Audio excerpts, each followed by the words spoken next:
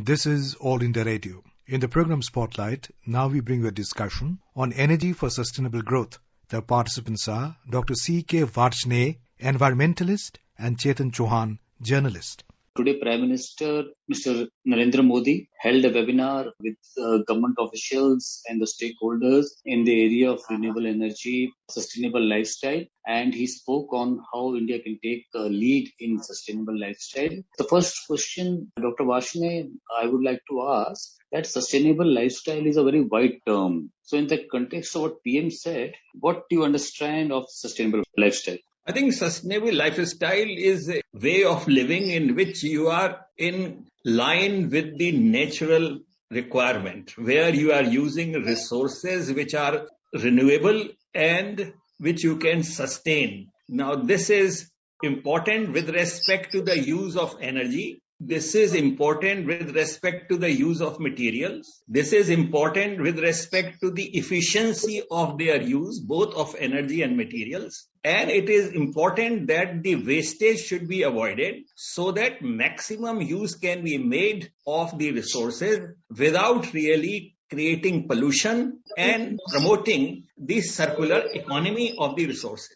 Because unless we have a circular economy, it is not possible to cater to our growing demand and meet aspirations of our people. So a sustainable lifestyle is a very broad umbrella term which really requires a discipline in terms of our needs and our way of using the resources, where wastage is minimum, efficiency is high, and our resources that we are using are really more and more of renewable type rather than making use of the stock resources which are limited and are fast depleting, whether it is of energy or of materials. Dr. Varchne, Prime Minister outlined several aspects. He also spoke about India's commitment to net zero by 2070. He also spoke about the vision of life pertaining to environmentally sustainable lifestyle.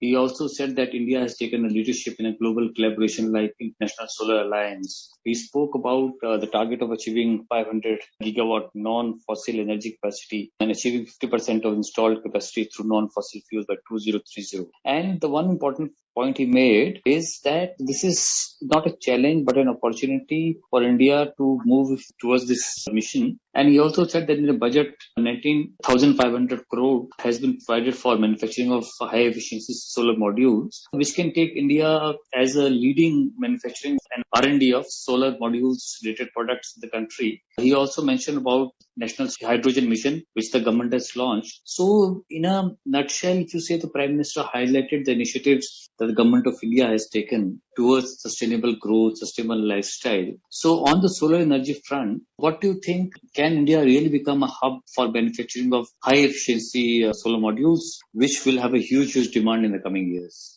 Yes, I think let me first of all make this point, Chetan, that this is for the first time such an exercise has been done, or where the government and the private sector has been brought together to really exchange the kind of aspiration and the kind of provisions that has been provided in the budget, so that the implementation becomes fast without any hiccups and roadblocks, and the targets are achieved, and the problems of the two sides can be appreciated and which can be resolved fast, so that the advantage of the provisions made in the budget and the plans and the programs that has been unfolded can be realized, and they are really made available for the wider use of the public and for the growth and development of the nation. So I think this is for the first time, as far as I remember, has been attempted by the government, which to my mind is a most welcome step. And it is not only with respect to energy, but for many other sectors, this is going to be or has been already been done or is being done. In this webinar, 7 ministries are involved. Ministry of Petroleum, Ministry of Coal, Ministry of Non-Renewable Energy Resources, Ministry of Environment, and so on. So that there is some kind of a common thinking as well as some kind of a seamless understanding of the projects and the opportunities that we have. Sustainable development cannot be visualized without having a sustainable energy. our energy needs are going to grow very drastically. And most of the energy needs are met by importing fossil fuel, which really creates a kind of a situation or economic burden in terms of flowing dollars for purchasing this oil. And I think that's a big drain on the economy. But on the other hand, the country is really fortunate to have plenty and sources of renewable energy in terms of solar energy now. So I think let us harvest this. The most important thing is that it will really help us to prevent that kind of a flow of energy, that kind of a dependence on others, and that kind of a situation where geopolitical situation always threatens. And today you know already that because of the situation of war that has there, the energy prices are shooting, and it is a great burden on the Indian economy where we are importing so much of oil. So I think self-sufficiency is the important point, as well as decentralized energy sources is another important point. Now coming to the energy efficiency, most of the solar panels at present we are have very low energy efficiency. That is, conversion of the solar energy into electricity is not very high. It varies from 6%, and if you have a compound kind of a paneling, then I think it can be increased. So I think that is very important issue. At the same time, there are important issues with respect to storage of the energy, which is also very important. And I think all these things are some where innovation is needed and the participation of the private sector is required, so that we have got better solar panels with higher efficiency. And you have already said that we are leading the Solar Alliance, which to my mind is a very important step that we have taken. And our commitment by 2070 to have net zero is important. And I think this should not be taken as a burden, but as an opportunity, which I fully share, that this is an opportunity for us to become independent to the extent possible in energy resources on which we are totally dependent on our foreign suppliers, which fluctuates with the changing geopolitical situation. And I think a lot of effort and energy goes in managing these kind of situations, and also brings uncertainty to our industry. So I should say an assured environment is needed for energy to become available at a cheaper rate. And this is all possible should we increase the efficiency of the gadgets which are using electricity, so that with less energy we are able to do more work. At the same time, the energy that we use is our own, renewable, and it is inexhaustible. So I think these are the important ingredients for a sustainable development. Dr. Varshney, the Prime Minister spoke on many issues, solar energy, renewable energy, but one area in which the Government of India and several other stakeholders have taken an initiative in the recent past, in the last 2 years, is the National Hydrogen Mission, which aims to provide all the stakeholders a platform to develop hydrogen energy sources, the vehicles, use of hydrogen energy in different forms of industry and everywhere, so that India can take a lead in hydrogen energy usage in the country. As you know, that worldwide hydrogen is been considered as a fuel for future because it has zero emission. So how do you think that the hydrogen mission in India can really change how we use our energy sources? I think the hydrogen is a energy source of the future. And I'm not saying a distant future, but a near future. And I think people are working very hard. And in our own country, there are some private parties or private enterprises which have really taken up this mission of making green hydrogen.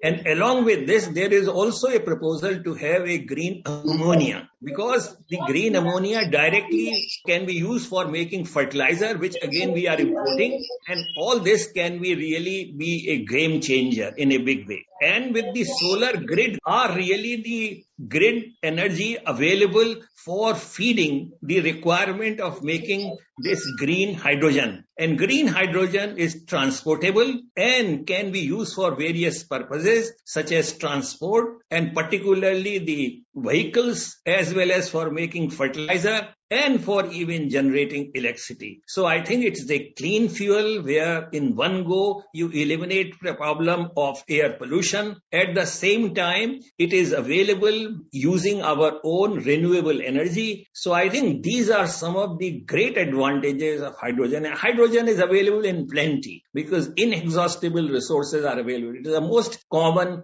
available element in our Earth environment. So I think this is something on which very strong research, innovation, as well as input is needed. And I think provision is made from the webinar. It seems clear that the government is also very keen to support the private industry to really take steps forward and come up with the kind of projects that can realize this dream, which is achievable. But the only thing is that at a scale and at a rate so that India becomes a leader, and we have got all the ingredients within our natural system that we can take the leadership and become an export hub for the energy, so that instead of really importing, the time has come where we can change the tide and we can take the export of energy, which is entirely making the entire economic system,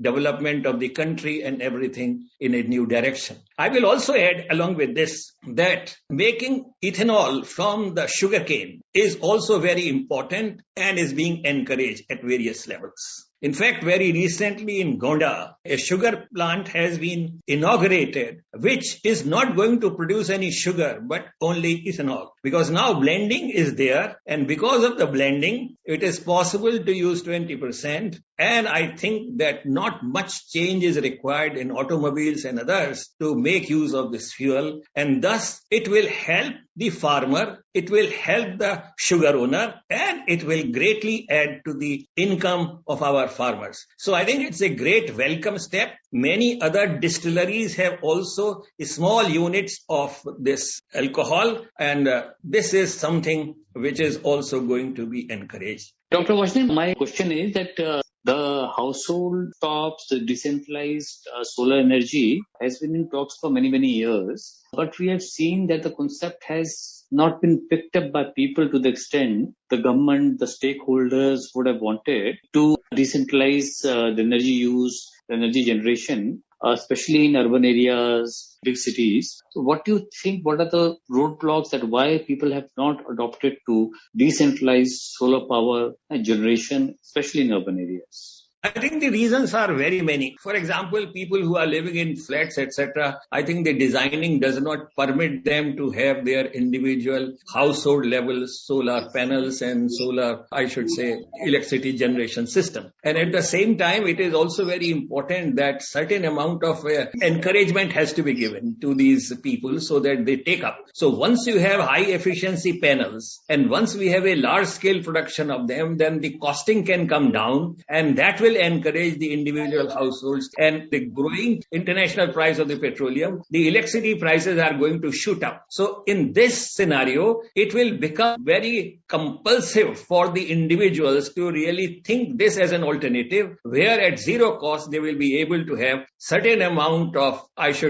energy of their own by having these solar panels. So large scale production, efficient solar panel will bring costs down, and the high cost of the petroleum will again be a factor which will really promote them, encourage them to take up this, which so far has not received the kind of impetus or the kind of acceptance or popularity which is expected. But I'm sure that with these kinds of growth and development, things will make an improvement. I would like to say, the initiatives taken by the government of India in the last 7 years for pushing the renewable energy or alternate source of energy can be game changer in the next few years. We are already seeing the impact on the global level. So these initiatives are really showing huge impact globally as well as within the country. And the shift towards the renewables is visible now. With this, thanks a lot, Dr. Varshney. Thank you. You were listening to a discussion on energy for sustainable growth. The participants were